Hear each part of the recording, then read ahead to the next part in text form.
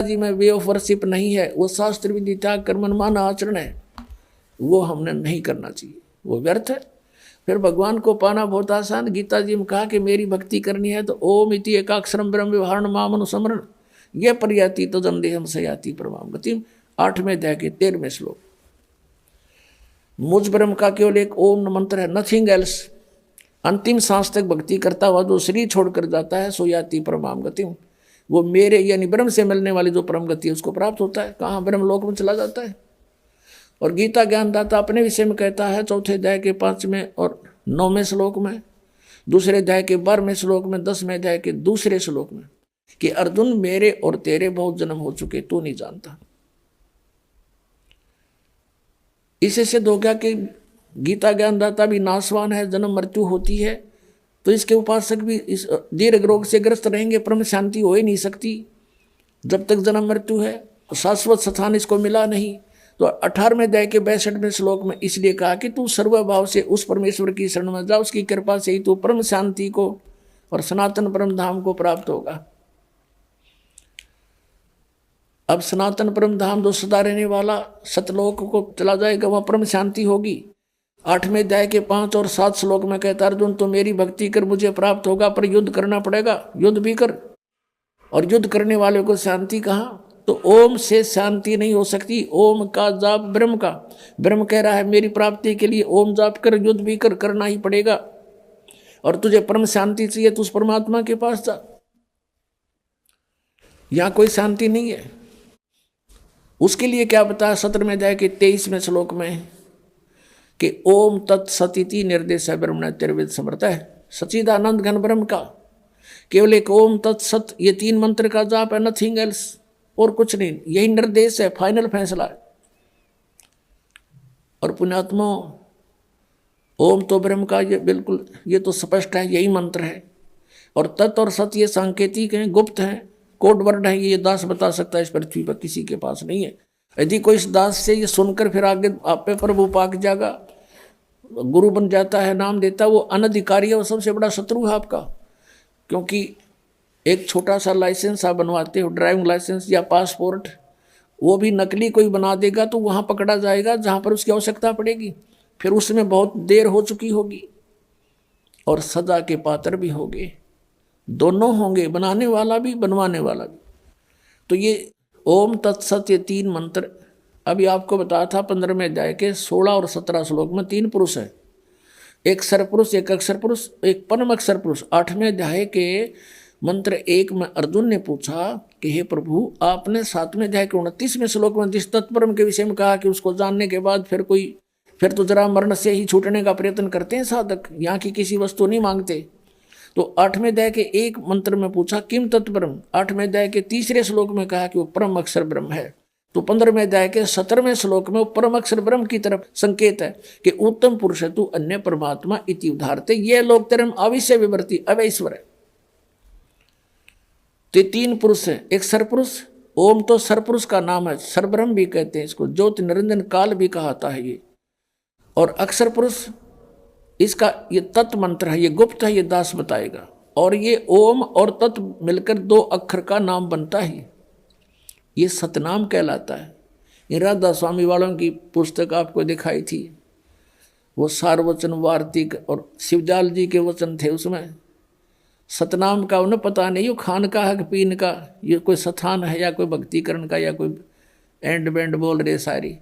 तो वो कहाँ के सतलोक जाएंगे, वो उनके अनुयायी कहाँ आँख नीचे बैठे हैं उन अज्ञानियों के पीछे, भूल लगी है भारी और जीवन व्यर्थ हो रहा उन भोली आत्माओं का। तो गीता जी में जो लिखा उसके अतिरिक्त हम जो साधना करते हैं वो शास्त्र विधि त्याग कर मनमाना आचरण है, उससे कोई लाभ होना ही नहीं। तो उस परमात्मा को जिसको हम पाने का प्रयत्न करते रहे और उसने स्वयं ही आकर ये ज्ञान बताना पड़ा। यहाँ क्या बताते हैं कि सेवक हो के उतरे इस पृथ्वी के माही, जीव उदाहरण जगत गुरु बार बार बलि जाही। आदरणीय गरीबदास साहब जी कह रहे हैं कि उस परमात्मा के विषय में जो चारों वेद बताते हैं कि वो परमात्मा ऐसी लीला किया करता है, और ये अज्ञानी लोग उनको समझ नहीं सके क्योंकि इनकी साधना शास्त्र अनुकूल नहीं थी। और वेदों में लिखा है कि वो परमात्मा सतलोक से चलकर आता है और कवियों की तरह आचरण करता है, और निराकार की तरह है वो, इनको निराकार निराकार कहने वाले। तो वेदों में जो ज्ञान है वो परमात्मा की महिमा लिखी हुई है, और उन वेदों में लिखी वर्णित जो व्याख्यान हैं उनके ऊपर कबीर देव, कबीर साहब, काशी वाले, बनारस वाले, ये ही खरे उतरते हैं। तो यही हमारे भगवान है। तो परमात्मा पाने में जरा सी भी देर नहीं होगी जब हमें ये विश्वास हो जाएगा कि ये परमात्मा है। सब वेद गवाही देते हैं, आंखों देखा संत गवाही देते हैं, और ये है way of worship, nothing else. फिर हमारे पास शेष बचेगा क्या? शंका जो है इस जीव की सबसे बड़ी शत्रु है, और जब तक शंका समाप्त नहीं होंगी भक्ति हम कर नहीं सकते, क्योंकि करते रहेंगे लेकिन बीच में कोई ना कोई आके आपको डिस्टर्ब कर सकता है कि ऐसा नहीं है, ये तो ऐसा है भगवान। आप जब शंका रहित नहीं हो तो उसकी मान लोगे। ऐसे हम अभी तक इन नकलियों के पीछे लगे रहे। किसी ने जरा सा कोई भिन्न सा ज्ञान सुनाया, उसको छोड़ उसके पीछे, उसने जरा सा कुछ भिन्न ज्ञान सुनाया, उसे छोड़ उसके पीछे, और अपना जीवन नष्ट कर गए, क्योंकि इनको कोई ज्ञान नहीं था इन ऋषि महर्षियों को। अब परमात्मा पाने के लिए ये पता होना चाहिए कि हमारा कौन भगवान है और कहाँ प्रमाण है। अब ये सैकड़ों प्रमाण दास ने दे दिए। जिन महापुरुषों ने भगवान मिले उनने यही नाम जपे, 2 अक्षर का सतनाम, एक ओम, एक ये तत् गुप्त है। जिनको मिल चुका है वो मंत्र, उनको पता है सतनाम में दूसरा मंत्र कौन सा है। ये है 2 अक्षर का मंत्र, और ये सतनाम है। राधा स्वामी वालों को सतनाम का कह का भी नहीं पता, ये कहाँ मोक्ष होगा। इसी कारण से शिवदयाल जी प्रेत बने और अपनी शिष्या बुक्की में बोल रहे हैं वो, अरे पुण्यात्माओं को आँख खोलो, इतना विद्वान पुरुष आज परमात्मा ने ऐसी बुद्धि दे रखी है आपको। क्या क्या बना लिए हैं, हवाई जहाज बना लिए, इंटरनेट बना लिए, कंप्यूटर बना लिए। जो बनाना था वो अभी शुरू भी ना किया है। हमने केवल इस मनुष्य जीवन से ये डले नहीं डोने थे, हमने मोक्ष कराना था, और उसकी बहुत आसान तरीका, कोई विशेष इसमें कार्य नहीं, काम भी करते रहो, चलते फिरते उठते बैठते इस मंत्र का जाप करना है, नथिंग एल्स। बकवाद त्यागनी है। तो यहाँ क्या बताते हैं कि उस परमात्मा के विषय में, ओए होए। अब आंखों देखा वो संत जिनको भगवान मिले वो क्या कह रहे हैं, सेवक हो के उतरे, सेवक हो के उतरे, ऊपर ते आए नीचे उतरे, इस पृथ्वी के माही जीव उदाहरण जगत गुरु, बार बार बलि जाही। ऋग्वेद मंडल नंबर 9 सूक्त 86 के मंत्र 26-27 में, ऋग्वेद मंडल नंबर 9 सूक्त 82 के मंत्र 1, 2, 3 में, ऋग्वेद मंडल नंबर 9 सूक्त 20 मंत्र 1 में, ऋग्वेद मंडल नंबर 9 सूक्त 1 मंत्र 8, 9 में, ऋग्वेद मंडल नंबर 9 सूक्त 96 और मंत्र 16 से 20 में, और भी अनेक स्थानों पे। और ऋग्वेद मंडल नंबर 9 सूक्त 94 94 के मंत्र 1 में ये स्पष्ट किया कि वो परमात्मा कवियों की तरह आचरण करता हुआ पृथ्वी पर विचरण करता है, घूमता है, वो इधर उधर है, और सतलोक से चलकर आता है, दृढ़ अच्छे आत्मा को मिलता है, और वो तत्व ज्ञान का उपदेश करता है। और परमात्मा स्वयं अपने सूक्ष्म वेद में कहते हैं, चारों युग में संत पुकारे, कूक कहा हम हेल रे, हीरे माणिक मोती बरसे ये जग सुगता ढेल रे। कि चारों युगों में उन संतों ने मेरी महिमा का गुणगान किया जिनको मैं मिला, और मैंने भी स्वयं आकर के ऊंचे स्वर में आवाज लगा लगा कर जनता को समझा। हीरे माणिक मोती बरसें, ये तत्व ज्ञान रूपी सत साधना रूपी अमृत हम बरसा रहे हैं, मोती बरसा रहे हैं। इनको ग्रहण करते नहीं है भोले भक्त, और ये डले ढो रहे हैं, ये जग चुगता ढेल रे, ढेल माने डले कंकर पत्थर इकट्ठे कर रहे हो, आन उपासना आन साधना के अन्य भगवानों की पूजा करके तुम डले ढो रहे हो, और हम हीरे मोती बरसा रहे हैं, इनको ग्रहण नहीं कर रहे, तुम निर्धन होते जा रहे हो। क्या बताते हैं, हमरा ज्ञान किन्हें ना सुनिया, ये पर भी लेन जात है दुनिया। कहीं पर आप देखते हो इन भ्रमित किए हुए अज्ञानी ऋषि संतों के द्वारा के फलाने स्थान पर कुंभ का पर्व होगा, वहाँ पर भी लगेगी, पर भी वो है इनकी 1 घंटा 1.5 घंटा स्नान का समय निर्धारित करते हैं किसी सरोवर तालाब या दरिया में, कि उसमें जो स्नान कर लेगा उसका बेड़ा पार हो जाएगा। ये कर रखा है ना ऐसा जुल्म। वहाँ बेड़ा पार नहीं, बेड़ा गर्क होता है। कैसे होता है, एक समय हरिद्वार के अंदर हर की पैड़ियों पर ये पर्व भी लगी थी। कुंभ के पर्व के ऊपर स्नान का समय निर्धारित किया था इन्होंने। वहाँ पर ये सभी त्रिगुण उपासक, रजगुण ब्रह्मा, सदगुण विष्णु, तमगुण शिव जी के उपासक, ये गिरी पुरी और नागा वैष्णो, ये कनपाड़े नाथ और बिना कनपाड़े, ये सारे वहाँ इकट्ठे हो गए स्नान के लिए। स्नान करने का जब समय आया, वहाँ क्या होता है, गिरी अलग ग्रुप में, पूरी अपने न्यारे ग्रुप में, नागा अलग से इकट्ठे हो जाते हैं, वैष्णो अलग से इकट्ठे हो जाते हैं। वहाँ से फिर स्नान करने के लिए चलते हैं अपने अपने मुखिया के पीछे। सबसे पहले नागा चले गए ऊपर भी नहाने के लिए, पर भी लेन मोक्ष प्राप्ति के लिए बेड़ा पार कराने गए थे नागा। सबसे पहले पैर की पैड़ियों पर खड़े हो गए स्नान करने के लिए। पीछे से आगे ये सतगुण विष्णु जी के उपासक वैष्णो साधु आए। उन्होंने कहा, अरे नागाओ, पहले हम स्नान करेंगे, हम सर्वश्रेष्ठ हैं, तुम बाहर आओ, अभी स्नान नहीं करना तुमने। वो तैयारी पकड़ रहे थे स्नान करने की। नागा कहने लगे, नहीं, हम सर्वश्रेष्ठ हैं, हम त्यागी और बैरागी हैं, हम कोई वस्त्र तक भी नहीं स्तन पर रखते, हमको नी इच्छा फिरते हैं, हम सर्वश्रेष्ठ हैं, हम प्रथम स्नान करेंगे।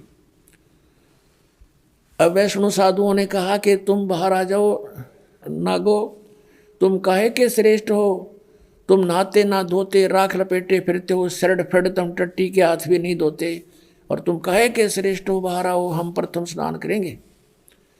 इस बात का दुख माना उन्होंने, नागाओं ने, और दोनों आपस में झगड़ा शुरू हो गया। वैष्णो साधुओं का, सतगुण विष्णु के उपासकों का, और तमगुण शिव जी के उपासक नागाओं का आपस में लठ बाज गया, झगड़ा हो गया। और वहाँ लगभग 25,000 ये त्रिगुण उपासक कटका मर गए वहाँ पर भी लेन गए थे, बेड़ा पार करान हो गया, बेड़ा गर्क। तो यहाँ परमात्मा कहते हैं, तीर तुपक तलवार कटारी, जमदड़ जोर बधावे हैं, हर पैड़ी हर हेत न जाण्या, वाजा करद चलावे हैं, काटे शीस नहीं दल करुणा, ये जग में साध कमावे हैं, और जो जन इनके दर्शन को जावे, उनको भी नरक पठावे हैं। काटे शीस नहीं दल करुणा, और ये जग में संत कमावे हैं, हर पैड़ी हर हेत नहीं जाना, वाजा तेग चलावे हैं। हर की पैड़ी कहें, भगवान का स्थान कहो, भगवान की छाती पर ये कुकर्म कर दिया, 25,000 कटका मर गए।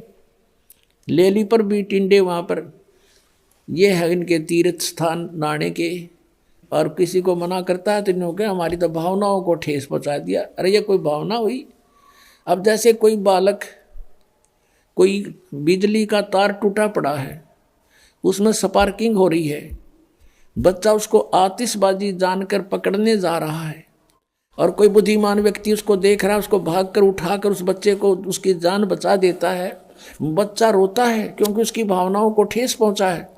वो तो उसको पकड़ना चाहता था, और उसको पता था उस बद्दर पुरुष को कि ये मर जाएगा, तो उसकी भावनाओं को वहाँ ठेस पहुंचाना अनिवार्य था।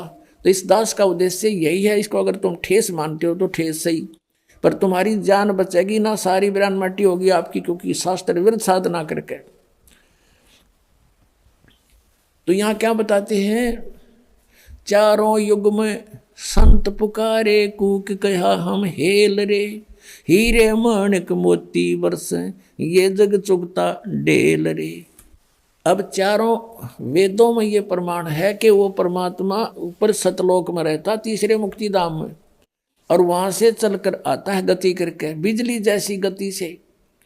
और जैसे विद्युत अपने आकर्षण वाली वस्तु पर गिरती है, ऐसे ही वो परमात्मा अपनी प्यारी उस श्रेष्ठ दृढ़ भक्त आत्मा को ही आकर मिलता है, वहीं आकर वो उपस्थित होता है और फिर उसको ज्ञान सुनाता है, उपदेश देता है, तत्व ज्ञान से परिपूर्ण करता है। फिर वो प्यारी आत्मा आगे उनको परमात्मा से प्राप्त ज्ञान को जनसाधारण तक पहुंचाने की पूरी चेष्टा करता है। उनमें से कौन कौन है वो दृढ़ भक्त और अच्छी आत्माएं जिनको परमात्मा मिले इस कलयुग में?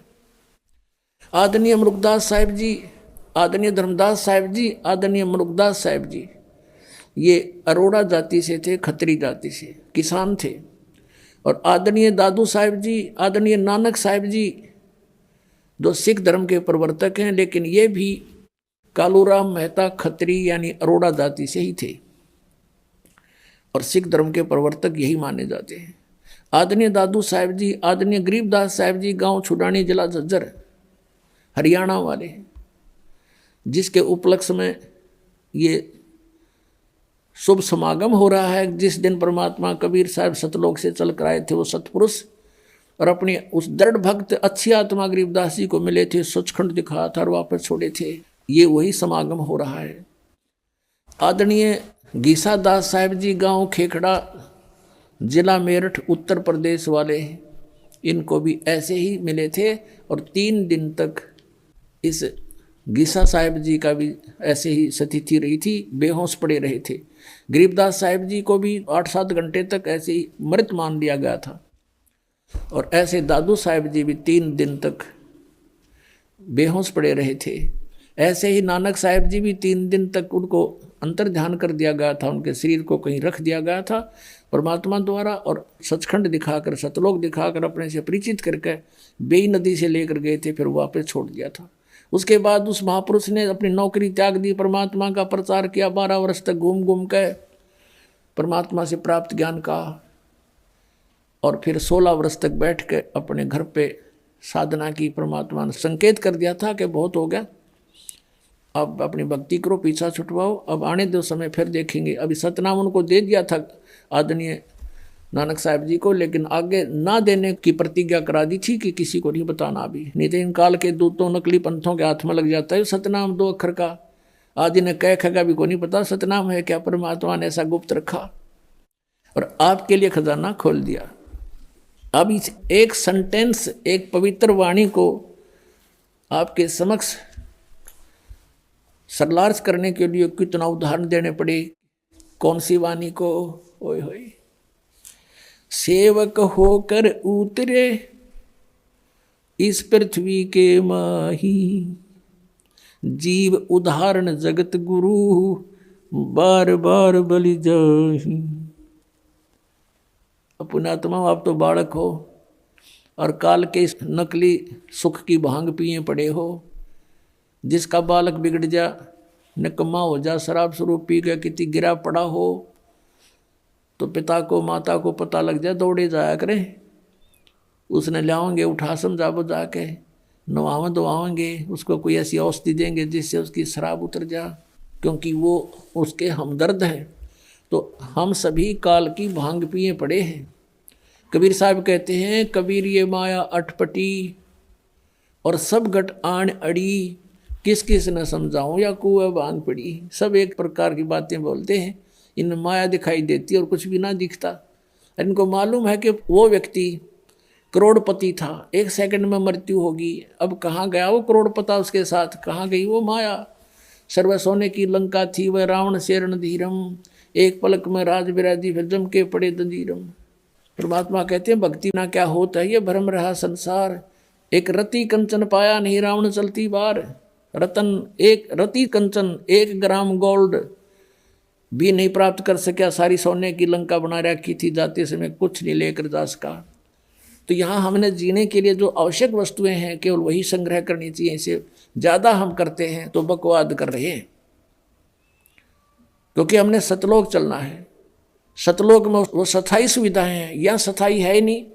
हम एक दूसरे को लूट खसोट करके कोठी बंगले बनाते हैं, मृत्यु हो जाती है तुरंत, और गधे बने फिरते हैं। जैसे एक गवर्नर था हिमाचल प्रदेश और पंजाब का, 2 जगह का चार्ज था, और रिटायरमेंट के निकट आ रहा था। उसने सोची बुढ़ापे का समय हिली स्टेशन पर गुजारा करूंगा, वहां पर एक प्लाट ले लेता हूं पहाड़ों पर।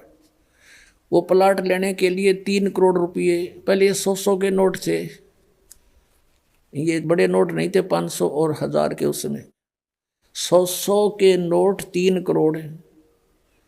एक जीप में आवे को नहीं इतने हो जाते। वो धर लिया हेलीकॉप्टर में, उसने बयाना देने गया था, प्लाट खरीदने गया था, और साथ में परिवार साथ में आप बैठा जा था।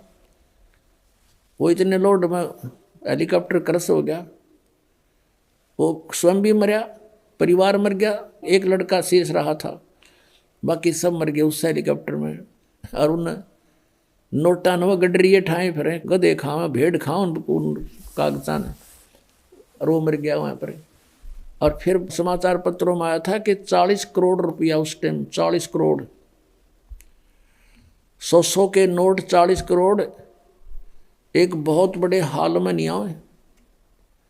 और उसने बताओ अपने नीचे तय खाना बनवा रखा था, बेड थे घने, जो ये बोल रहे हैं इनको, इनके अंदर डाल रखे कपड़े दरा करते हैं उसमें, उनमें ठोक रखे थे।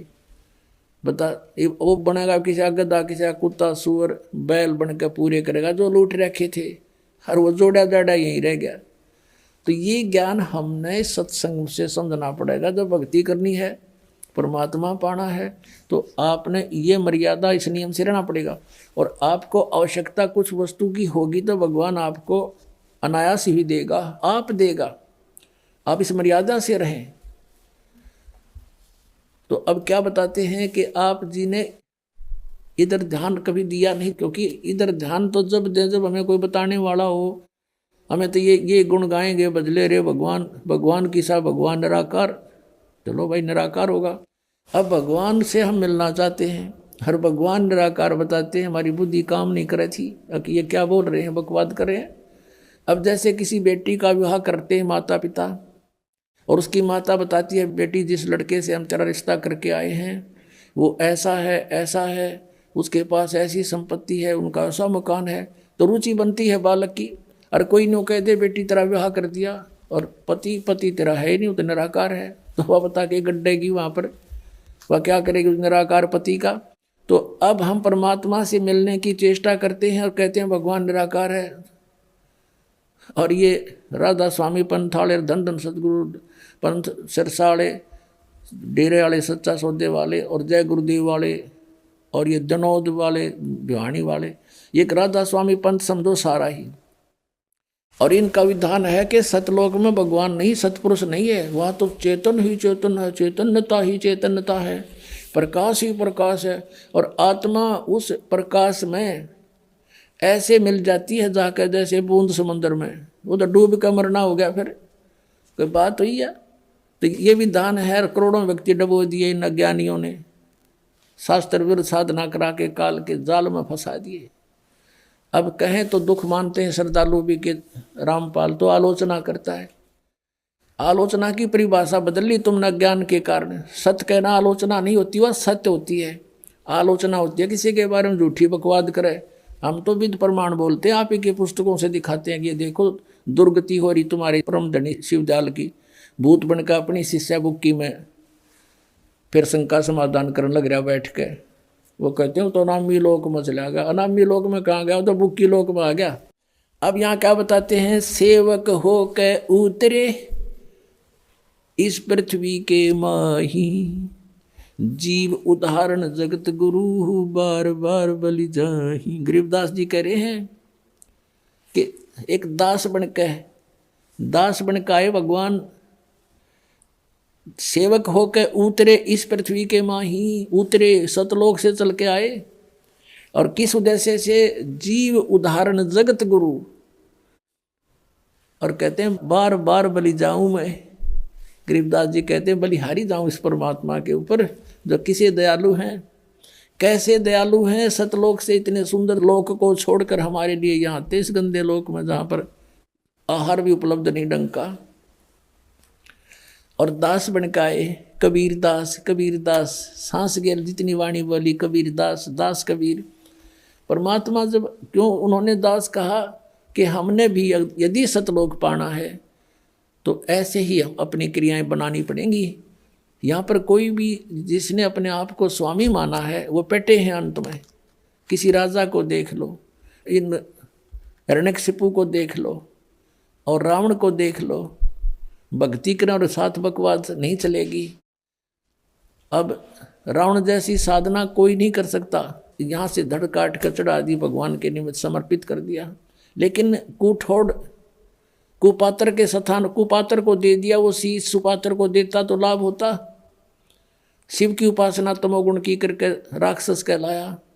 गीता जी अध्याय नंबर 7 के श्लोक 12 से 15 में स्पष्ट किया है, तीनों गुणों की उपासक रजगुण ब्रह्मा सदगुण विष्णु तमगुण शिव जी की जो साधना करते हैं वो राक्षस स्वभाव को धारण किए हुए मनुष्यों में नीच दूषित कर्म करने वाले मूर्ख, वो मेरी भक्ति भी नहीं करते, गीता ज्ञानदाता कहता है।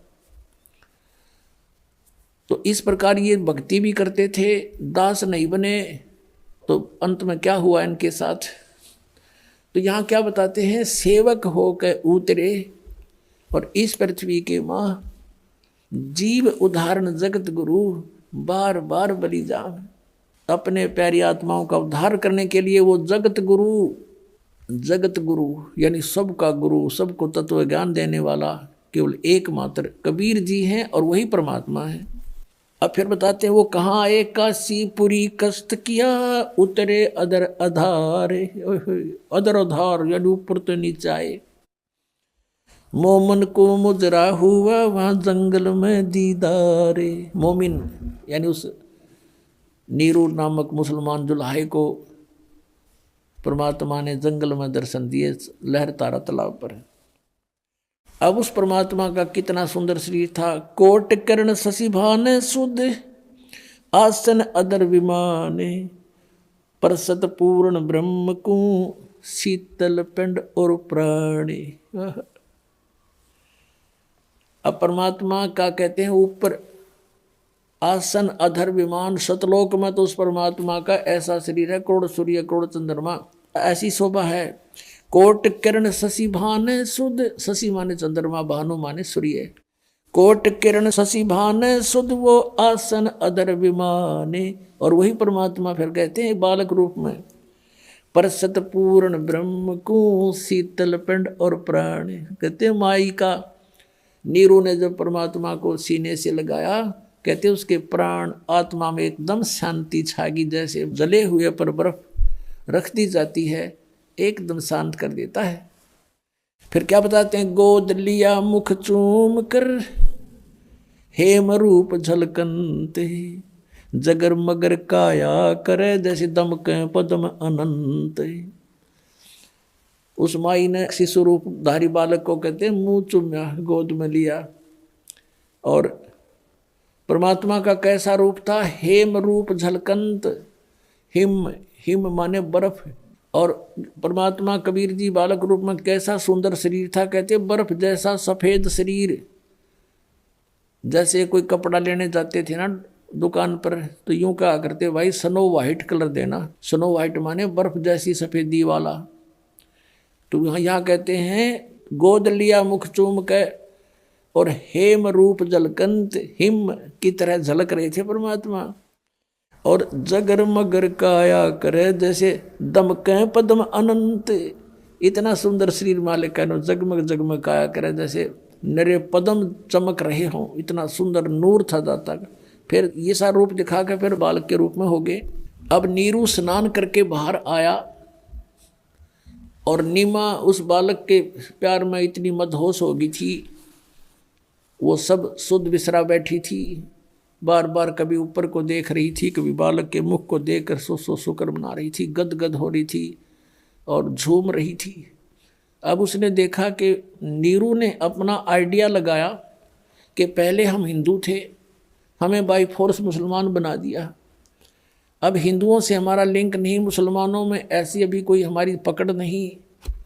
अब हम इस बच्चे को घर ले जाएंगे, लोग कहेंगे कहाँ से लाए, हम कहेंगे कमल के फूल पे, लोग कहेंगे कमल के फूल पर बालक विराजमान हो ही नहीं सकता, ये झूठ बोल रहे हैं। और कहेंगे, पूछेंगे इनका माता पिता कौन है, उसके वापस देकर आओ, हमें पीटेंगे, छेतेंगे, हमें घर से बाहर निकाल देंगे, बच्चा भी छीन लेंगे, अनाथालय में दे देंगे। गुणात्माओं, परमात्मा के मार्ग में यदि आपने कदम रखना है तो इसमें अविश्वास नहीं होना चाहिए। जैसे क्योंकि बगैर ज्ञान के व्यक्ति तो कुछ भी बोल सकते हैं, वो कह सकते हैं कि कमल के फूल पर बालक हो ही नहीं सकता, वो रुक ही नहीं सकता। भगवान ने पृथ्वी रोक रखी बगैर किसी स्तंभ के, बगैर किसी सपोर्ट के, और ये घूम रही है खुद भी और वैसे भी घूम रही है ऐसे, तो परमात्मा क्या नहीं कर सकता। फिर भी आपको एक उदाहरण बताते हैं। इस दास को क्रोथा कांड के झूठे केस में जेल में कुछ समय व्यतीत करना पड़ा। वहाँ पर एक कर्मचारी था, यानी वार्डन था, जिस वार्ड में मुझे रखा हुआ था। तो वो आते थे, चर्चा करते थे, पूछते थे महाराज कारण क्या हुआ, सब उनको सच्चाई बताते थे। वो भी परिचित हुए सच्चाई से, एक सचमुच आपके साथ तो ये राजनीतिक षड्यंत्र है, हम भी अब बहुत महसूस कर रहे हैं। तो फिर ज्ञान चर्चा होती थी, तो हमने कहा कबीर इज गॉड, ऐसे ऐसे वो अवतरित हुए, कमल के फूल पर आए।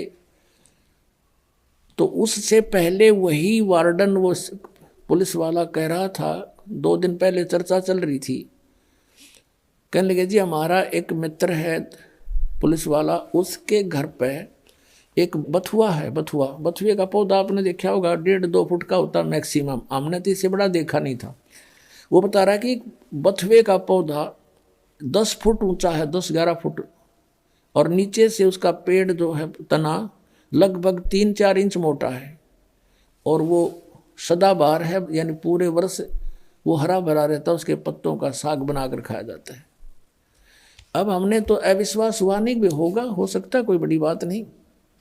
अब फिर एक दिन ये चर्चा चली जब इस दास के साथ के भाई परमात्मा कमल के फूल पर आकर विराजमान हुए, तो यहाँ आकर वो अड़ गया न, बोला जी यह बात नहीं समझ में आती आपकी, और सारी मान लेंगे, लेकिन कमल के फूल पर बालक कैसे रुक सकता, वो तो बिल्कुल पत्ते से होते हैं।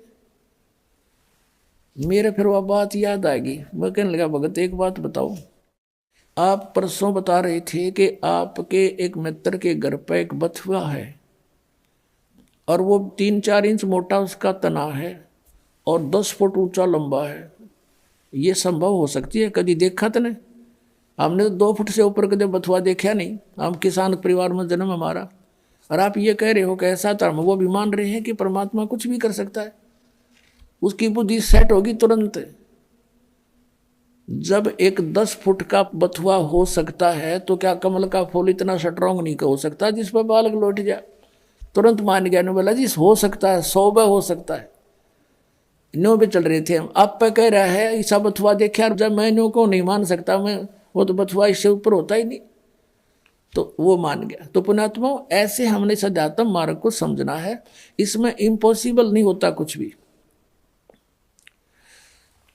एक उदाहरण बताते हैं, कबीर परमात्मा का एक साधक था। हम कैसे साधक हैं, हम भगवान के ज्ञान को अवश्य सुनते हैं लेकिन मनमुखी तुरंत हो जाते हैं।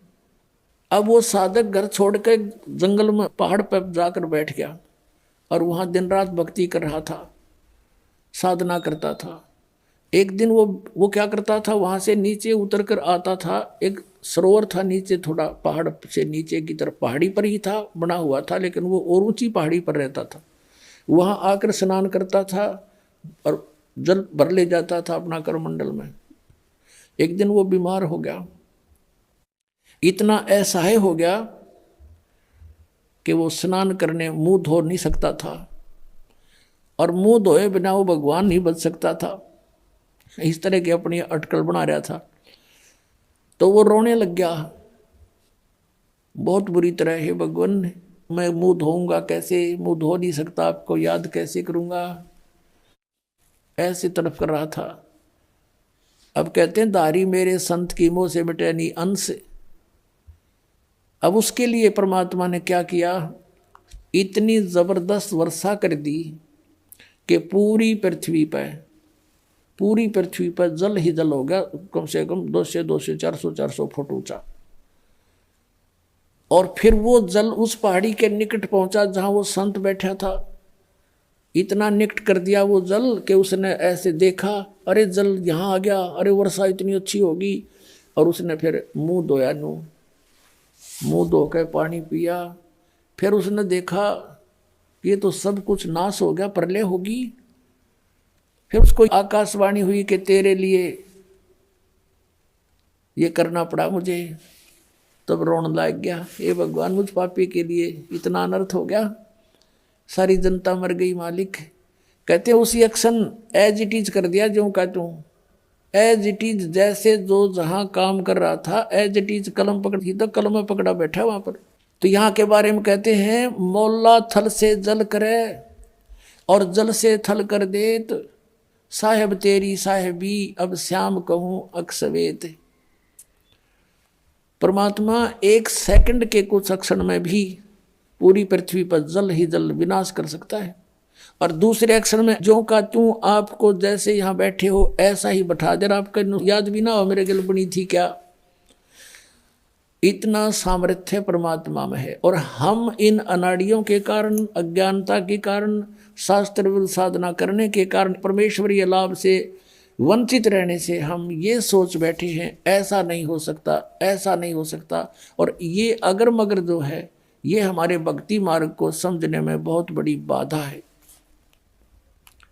परमात्मा के मार्ग में कभी भी अविश्वास नहीं होना चाहिए। एक कथा सुनाता हूँ।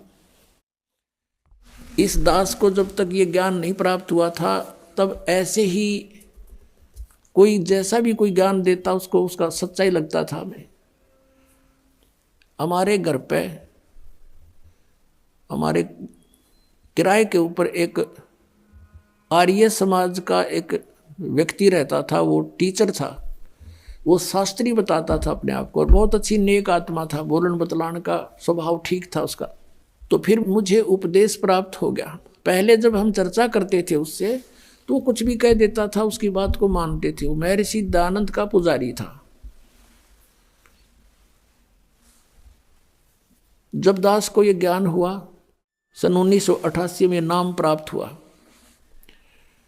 तो 1989 में एक वर्ष बाद दास ने क्या सोचा कि ये भक्ति बोध जो आपको देते हैं मंत्र, ये नित्यनेमकरण की पुस्तक, ये छपवाई इस दास ने, कुछ पुस्तक छपवाई 2000 या जैसा भी। और वो छपवाई इसलिए थी कि गुरुदेव को दे देंगे और वो भक्तों को आगे फ्री बांटते हैं। अब वो जब ऊपर एक हमने पूजा सतल बनाया था 15 बाई 5.5 का, गैलरी के ऊपर अलग से सेपरेट बनाया था। उसमें खिड़कियां लगाई थी, एक शीशा टूटा हुआ था। उन खिड़कियों के बाहर की साइड में लोहे की जाली लगानी थी। ये मच्छरों से बचाने की होती है ना जालियां, लोहे की जाली। तो ये दास से उसका साइज नाप के ले गया। वो थी, चौड़ाई तो थी 2 फुट 8 इंच, ऊंचाई थी 4 फुट। अब 2 फुट 8 इंच मैंने ऐसे 2 और फिर डैश ला के 8 इंच के ऊपर 2 डैश ला के अपनी इस इंजीनियरिंग भाषा में लिख रखी थी। वो तो आम आदमी भी ऐसे लिखता है। तो वो जा कर के मैंने एक लोहे वाले दुकानदार से दे दी कि भाई ये जाली तैयार कर दे इस साइज की। मैं कुछ और सामान ले आता हूँ। स्कूटर ले रखा था मैंने, छोटा 2 व्हीलर मोटरसाइकिल टाइप। मैं सामान आगे से कुछ और लेकर आया तो उन्होंने उसके नौकर ने वो जाली काट के पैक करके रखी। उसकी पेमेंट करके दास चल पड़ा। घर पे आया, बड़ा लड़का छोटी उम्र का था, 13-14 वर्ष का होगा, और एक और किराएदार रहता था वहीं पर, बिहार साइड का था वो। उनसे कहा कि भाई तुम दोनों जने ऐसे करो, ये जाली लगा दो। उसमें सिर्फ लगा के कील ठोकनी थी और कुछ नहीं करना था। तो वो दोनों लगाने लगे, वो जाली लगाने लगे तो वो चौड़ाई में छोटी थी 8 इंच, उसके काटने में फर्क रह गया। धोखे से ना 2 फुट 8 इंच की बजाय 2 फुट काट दी और ऊंचाई से ही काट दी। उन्होंने मुझे बताया, लड़के ने फिर उसने दोनों ने कि जी ये जाली तो छोटी है। मैं भी छोटी कैसे हो सकती है, मैं नाप के देख रहा हूँ नाप, मेरे सामने उन लगा के दिखाई 8 इंच छोटी। फिर मैंने ऐसे करके देखा, मैं कदे दूसरी तरफ चला दी, वो यूँ तो फिर और ज़्यादा अंतर था। दूसरी फिर देखा, दूसरी भी ऐसी। अब वहाँ जहाँ मकान बना रखा था शहर, वहाँ से काफ़ी दूर था, 3-4 किलोमीटर की दूरी पर। मैंने सोचा फिर देखेंगे, अब समय नहीं है। सुबह उठकर जल्दी अपनी ड्यूटी पर चला गया। उनने पीछे से उठा कर वह स्टोर में फेंक दी, उनकी माँ ने जाली। अब फिर ऐसे ही फिर कुछ दिनों के बाद क्या किया, पुस्तक छपवाई भक्ति बोध, और वो ऊपर रख दी उस पूजा स्थल में, तख्त के ऊपर। कुछ दिन के बाद क्या देखा कि शीशा फूटा हुआ था खिड़की एक साइड का, उसमें से चूहे घुस के उनको काटना शुरू कर रखा। तो फिर मेरे दिमाग में आई कि वो जाली जो 2 थी, उन दोनों को एक पर लगा देते हैं फिलहाल, फिर देखेंगे। कुछ समय नहीं था, कुछ ऐसा लीला मालिक की थी, यो खेल खेलना था इस दास के साथ।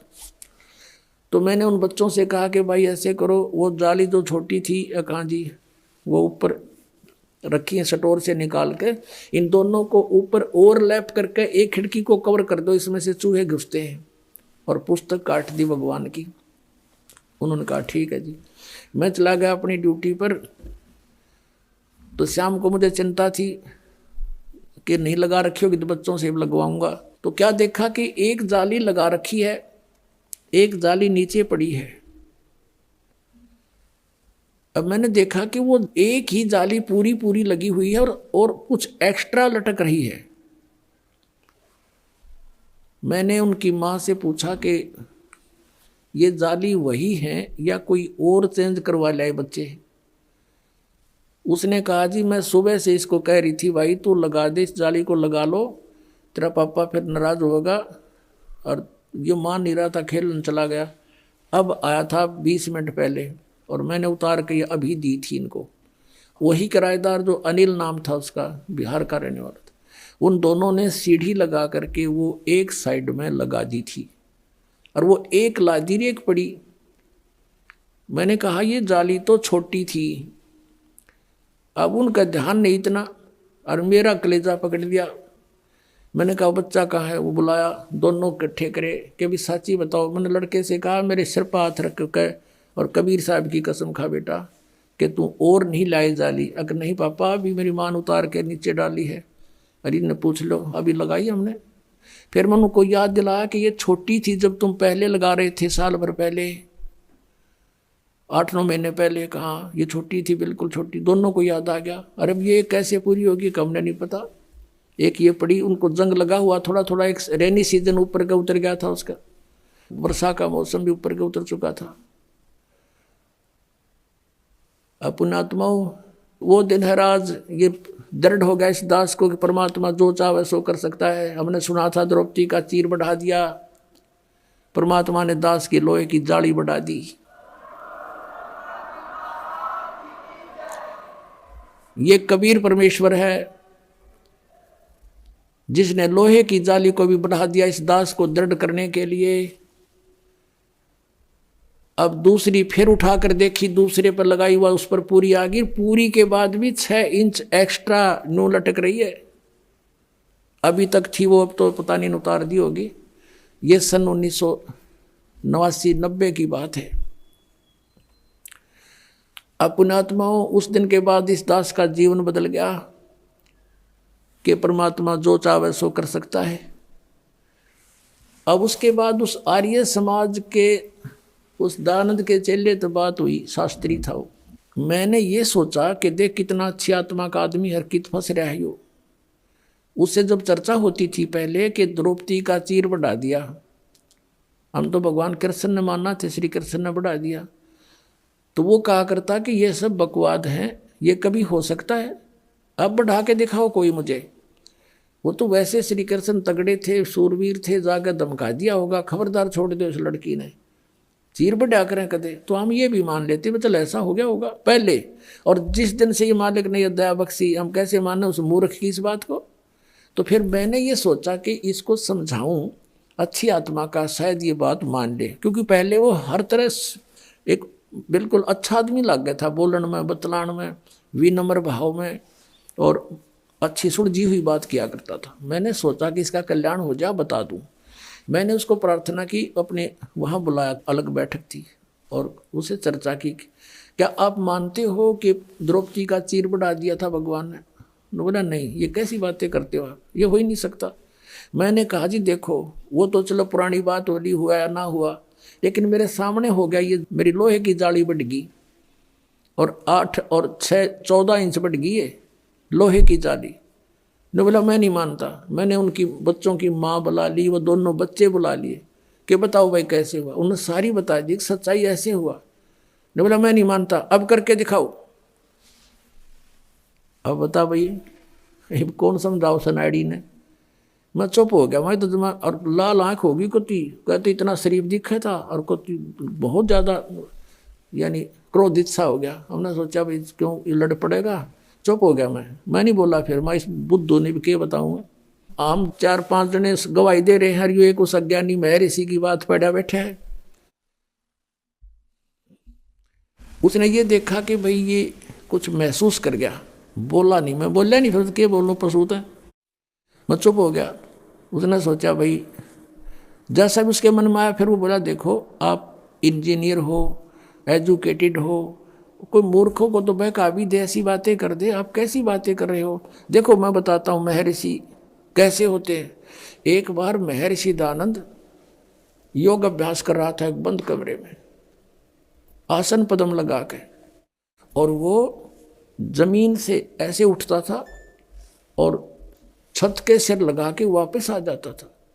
ऐसे कर रहा था। रसोईया गया भोजन के लिए प्रार्थना करने, उसने झांकी से देखा, खिड़की से देखा, महर्षि दानंद ऐसे जा रहा था, ऊपर छत के सिर लगा के वापस आ रहा था। उसने औरों को बुलाकर दिखाया, देखा ऐसे होते महर्षि। मैं बोला झूठ, कति झूठ, तू करके देखा।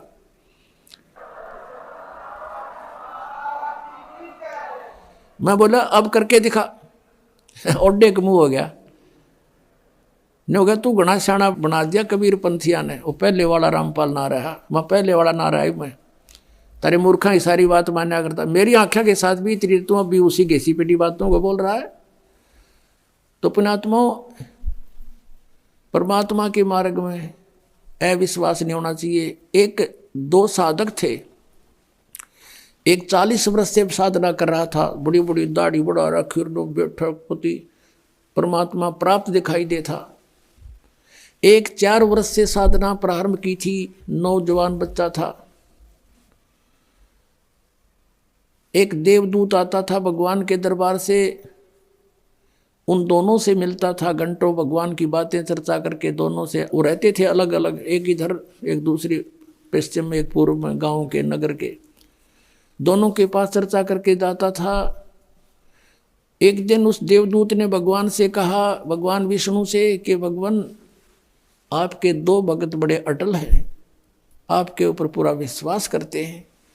विष्णु जी ने देखा, ध्यान दृष्टि से कहा कि नहीं, उनमें से एक भक्त है, एक भक्त नहीं है, वो ढोंग कर रहा है। तो देवदूत ने कहा कि भगवान वो होगा जो अभी 4 वर्ष से लगा है, कि नहीं, जो बहुत पुराना लगा हुआ है वो भक्त नहीं है, वो विश्वासी नहीं है। देवदूत को ये समस्या आ गई कि शायद भगवान ने समझा नहीं होगा ढंग से। कहने लगा जी इधर पूर्व की साइड में बैठा है ना, वो दाढ़ी बड़ी बढ़ रही है, बड़ा वो है, 40 वर्ष से लगा हुआ, आपका पक्का भगत है। कहने लगे वही तो भगत नहीं है। भगवान बोले। अब वो देवदूत उसके मुंह का नहीं देखा, मालिक के मुंह का नहीं, भाई कैसे बोल रहे हैं परमात्मा। तो विष्णु ने कहा कि आपको मेरी बात पर विश्वास नहीं हुआ। देवदूत ने कहा भगवान ये तो नहीं हो सकता कि आपकी बात अविश्वसनीय हो, लेकिन मेरी बुद्धि छोटी है, ये काम ना कर रही। तब विष्णु जी ने कहा कि आज तू थोड़ा सा देर से मिलने जाना उनको, और वो कारण पूछे तो उनको ये बताना। अब ठीक है। वो सबसे पहले गया तो उससे के पास जिसने सही भगत मानना था, 40 वर्ष से भक्ति कर रहा था, उसके पास गया तो उसने पूछा उस बड़े भगत ने कि देवदूत आज तो बहुत देर कर दी, 2-3 घंटे लेट आए, क्या बात होगी, स्वस्थ तो हो। तो देवदूत ने कहा कि भगत क्या बताऊं, आज तो भगवान ने ऐसी अनहोनी कर दी। परमात्मा ने दिन के 1 बजे और एक अनहोनी लीला करनी थी, उसको देखने के लिए रुका रहा मैं। क्या करनी थी कि एक हाथी को और सुई के उस सुराख से निकालना था, सुई के सुराख से निकालना था। धागा डालने का सुराख होता सुई में, उसमें से हाथी निकालना था। और मैं उसको देखने के लिए रुक गया। उस 40 वर्ष वाले साधक ने पूछा फिर क्या हुआ, कि भगवान ने सचमुच हाथी को सुई के धागा डालने वाले सुराख में के निकाल दिया। वो क्या कहता है कि देवदूत ऐसी झूठ बोल किसी का जच जा, ऐसी बकवाद नहीं करा करते, ये कभी हो सकता है। अब देवदूत उसके मुंह का नहीं देखे, डांगर बोल रहा कि है दिखा ऐसा भगत, इस पर विश्वास नहीं भगवान का। वो तो उठकर चल पड़ा, भाई भगवान ठीक कह रहे थे, ये तो नरा पशु है, खाम खंडलेट हो रहा है। जब इसने न विश्वास नहीं, भगवान क्या नहीं कर सकता, फिर क्या फायदा इस भक्त का। अब उठ के गया वो 4 वर्ष वाले के पास। उसने तो वहां तो सोचा था कि वो तोड़ के मैं एंड बैंड बोलेगा, जब मैंने युद्ध कर दिया था।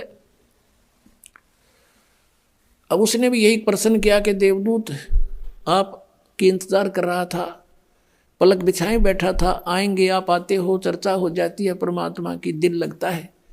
आज आप बहुत देर कर दी, मैंने सोचा था आज नहीं आएंगे, आज का दिन तो हमारा व्यर्थ हुआ। क्या कारण है देवदूत इतना देरी करने का। उसने फिर यही बताया कि दिन के 1 बजे परमात्मा ने एक लीला करनी थी। और भाई कमाल कर दिया, भगवान ने तो हद कर दी कि सुई की सुराख के अंदर से हाथी निकाल दिया, बे अचरज कर दिया। अब वो कहता है कि ये कि अचरज है देवदूत, भगवान निकाल दे पूरी पृथ्वी ने सुई की नोक में गए, भगवान क्या नहीं कर सकता। तब उसने देवदूत ने उस 4 वर्ष के साधक को सीने से लगा लिया और कहा धन है तेरे माता पिता जिससे जन्म हुआ, तू है भाई सच्चा भगत, भगवान ठीक कह रहे।